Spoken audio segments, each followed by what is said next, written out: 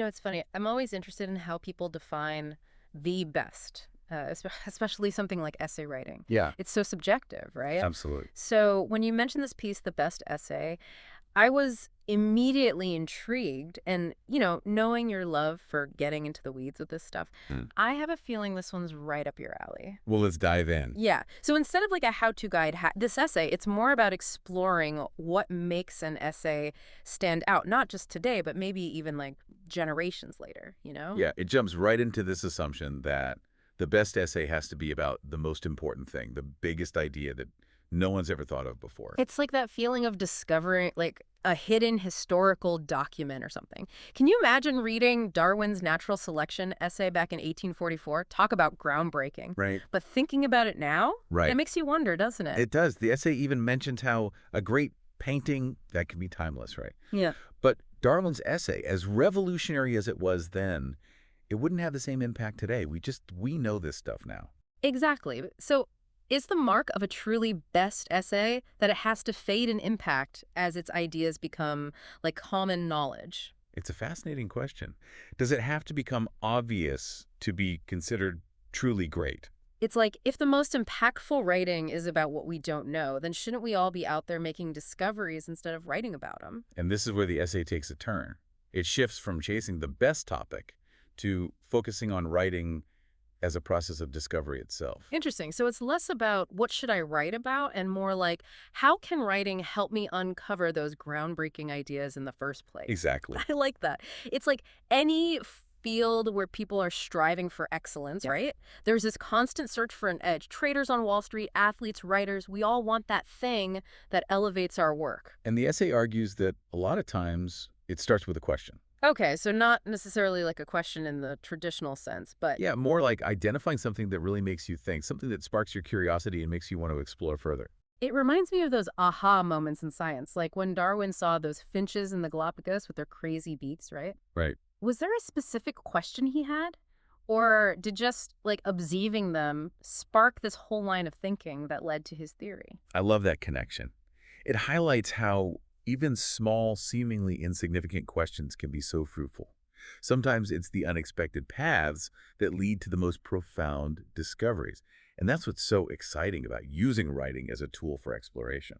So having that initial question is key, but then it's like, where do you go from there? The essay talks about writing as discovery, sort of like thinking out loud, but on paper, which I thought was really interesting. Yeah, and it's about being okay with your ideas evolving as you write. Yeah. Like, the essay even encourages us to embrace imperfection, especially in those early drafts. Which is funny because I think a lot of us, we get stuck there, right? Yeah. Like wanting that first draft to be amazing, but maybe that's actually hurting us in the long run. The essay makes a good point about that. It's like those early drafts are part of a conversation with yourself. So you ask a question and give an answer, but then you have to look at that answer critically. You have to find the flaws and the gaps. And that's where the real magic happens, right? It's not about this perfect polished thing. It's about like wrestling with the ideas, even if they're messy or half baked at first. It's like what, uh, was it a sculptor? They said the art isn't the finished piece, but it's the pieces you chip away to get there. I love that analogy. It really gets at the importance of the process, even when it's hard. Because those rough edges, those imperfect drafts, that's where the good stuff is hiding. Yeah, yeah. Now, the essay also gets into this question about whether the initial question even matters. It's like, if all these ideas are connected, couldn't you theoretically start anywhere and still uncover something interesting? It's an interesting thought. And the essay does say we all have our passions, these things we keep coming back to. Oh, totally. It's like those friends who can turn any conversation back to their favorite topic, no matter how unrelated it seems at first. Right. And I think the essay is getting at this idea of whether it's about the specific starting point or more about the curiosity that keeps you going no matter where you start. So it's not so much about the question itself, but that drive to figure things out. Yeah, and while a good question can be helpful as a guide, you shouldn't get too fixated on it.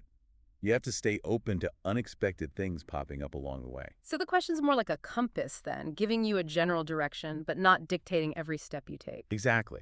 And that's why the essay talks about the importance of writing multiple essays. Each one becomes this new journey, guided by its own question, open to whatever you discover along the way. It's like diversifying your intellectual investments. Instead of putting all your eggs in one basket, you're exploring all these different avenues, which can only make your writing stronger in the end. Absolutely. And when it comes to those questions that make for a really compelling essay, the essay does offer some insight there. It mentions qualities like being outrageous, a little bit provocative, maybe even challenging what people think they know. So not just any big or important question will do. It's got to have a little extra something, right? That audacity or playfulness that makes you really want to dig in. Yes. And above all, the essay emphasizes genuine curiosity. Those truly great questions, they usually come from the writer's own passions, the things that keep them up at night. It's like tapping into that desire to understand, to unravel the things that fascinate you. That spark you feel when you stumble across something and you just have to learn more. And that genuine interest, the essay argues, that's what really matters. It's more important than a question having huge implications or exploring something totally new. Because without that personal connection, it's just not going to have the same impact. Makes sense. If the writer isn't truly invested, it'll feel more like a chore than this exciting exploration. And that reminds me of another point the essay made about how important it is to, cultivate this breadth of knowledge. Like, the more you're interested in, the more likely you are to make those unexpected connections and see those, wait a minute, what if moments that lead to a really great essay. Yeah, it's about having that T-shaped mind. Yeah. You've heard of that, right? Where you have a breadth of knowledge across different areas, but then you also have that deep understanding in your specific areas of expertise. Right, right. And I love how the essay uses the author's book collection as an example. They describe it as this eclectic mix of totally random stuff, but it's that variety that makes it so fertile for new ideas.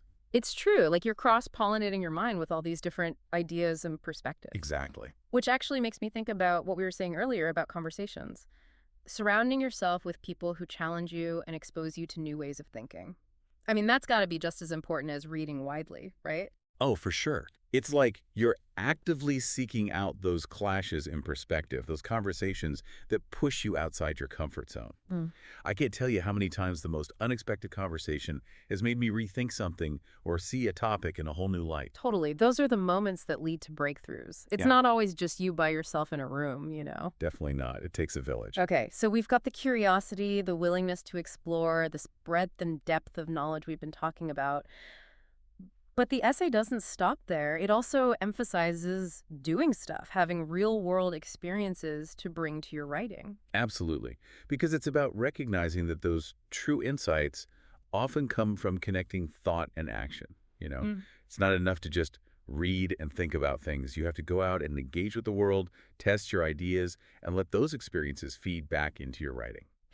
That really resonated with me because it made me think about how even our past jobs, hobbies, even those kind of random skills we've picked up along the way, they all become part of what we can draw on when we write. It's so true. Have you found that in your own work? Like those lived experiences finding their way in there in ways you didn't even expect? All the time. Because they become these little touchstones of authenticity.